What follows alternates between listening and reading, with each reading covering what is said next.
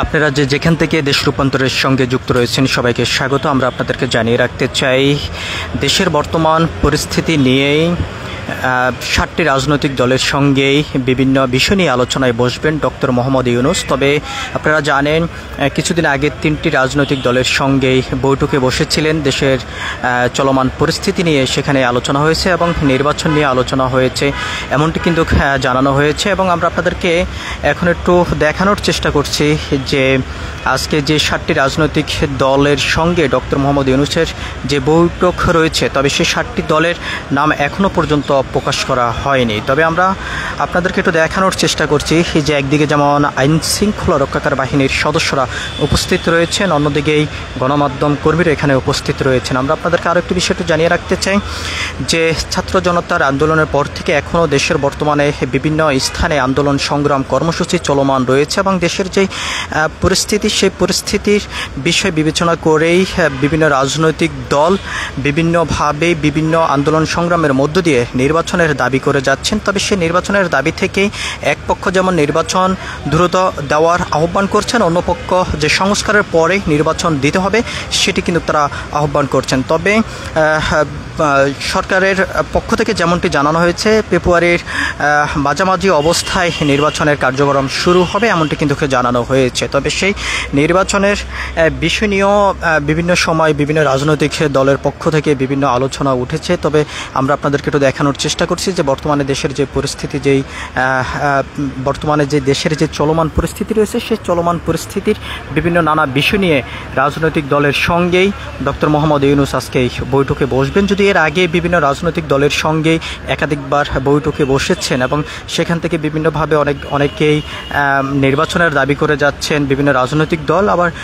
বিভিন্ন রাজনৈতিক দল যেমনটি দাবি করছেন আগে সংস্কার পরে নির্বাচন এমনটি কিন্তু দাবি করে যাচ্ছেন। আমরা আপনাদেরকে আরও একটি বিষয়টা জানিয়ে রাখতে চাই, ছাত্র জনতার আন্দোলনের সময় যে সকল যোদ্ধারা আন্দোলনে অংশগ্রহণ করেছেন এবং সেই জুলাই সনদের দাবিতেও কিন্তু বিভিন্নভাবে বিভিন্ন সংগঠন যে নির্বাচন পরে দিতে হবে এমনটি কিন্তু তারা বলে যাচ্ছেন। আমরা আপনাদেরকে দেখানোর চেষ্টা করছি যে আপনারা দেখতে পাচ্ছেন একদিকে যেমন আইন শৃঙ্খলা রক্ষাকারী বাহিনীর সদস্যরা উপস্থিত রয়েছেন, অন্যদিকে বিভিন্ন গণমাধ্যম কর্মীরা এখানে উপস্থিত রয়েছেন। আমরা আপনাদেরকে আরও একটি বিষয় একটু জানিয়ে রাখতে চাই,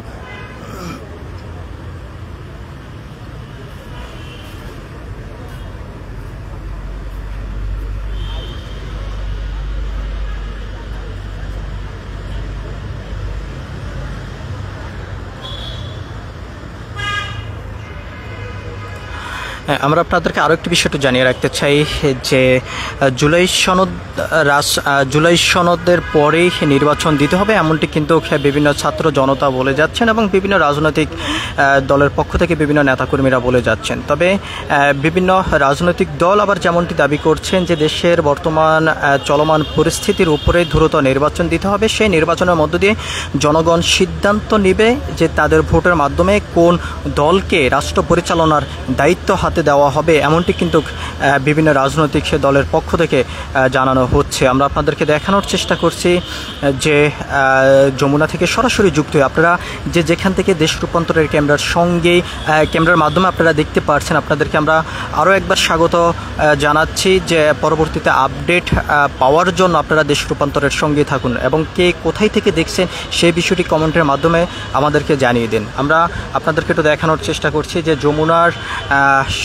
যমুনা থেকে সরাসরি যুক্ত হয়ে এখানে বিভিন্ন গণমাধ্যম কর্মী থেকে শুরু করে আইন শৃঙ্খলা রক্ষাকারী বাহিনীর সদস্যরা উপস্থিত রয়েছেন এবং আজকেই 7টি রাজনৈতিক দলের সঙ্গে ডক্টর মোহাম্মদ ইউনূসের বৈঠক রয়েছে দেশের বর্তমান চলমান পরিস্থিতি নিয়ে। তবে এখনও পর্যন্ত সুস্পষ্টভাবে কোনো তথ্য দেওয়া হয়নি সরকারের পক্ষ থেকে যে কোন 7টি রাজনৈতিক দলের সঙ্গে আজকে ডক্টর মোহাম্মদ ইউনূসের বৈঠক হবে এমনটি কিন্তু এখনও পর্যন্ত সুস্পষ্টভাবে কোনো তথ্য দেওয়া হয়নি। আমরা আপনাদেরকে দেখানোর চেষ্টা করছি একদিকে যেমন আইন শৃঙ্খলা রক্ষাকারী বাহিনীর সদস্যরা কঠোর অবস্থানে রয়েছেন, অন্যদিকে সংবাদ সংগ্রহের জন্য গণমাধ্যম কর্মীরা উপস্থিত রয়েছেন। আমরা আপনাদেরকে দেখানোর চেষ্টা করছি।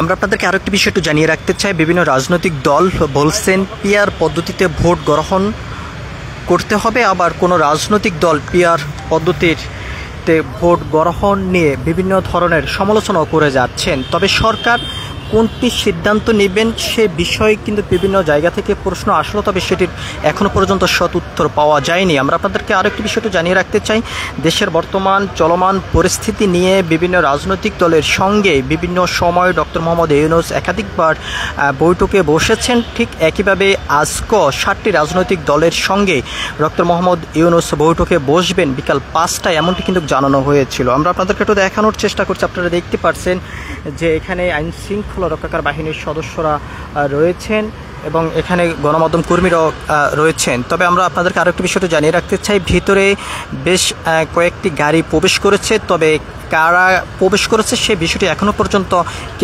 সুনিশ্চিতভাবে কোনো তথ্য পাওয়া যায়নি। আমরা আপনাদেরকে একটু দেখানোর চেষ্টা করছি যমুনার সামনের থেকে সরাসরি যুক্ত, এবং পরবর্তীতে আপডেট পাওয়ার জন্য সবাই দেশ রূপান্তরের সঙ্গে থাকুন। এই ছিল এখনকার মতন আমার কাছে সর্বশেষ।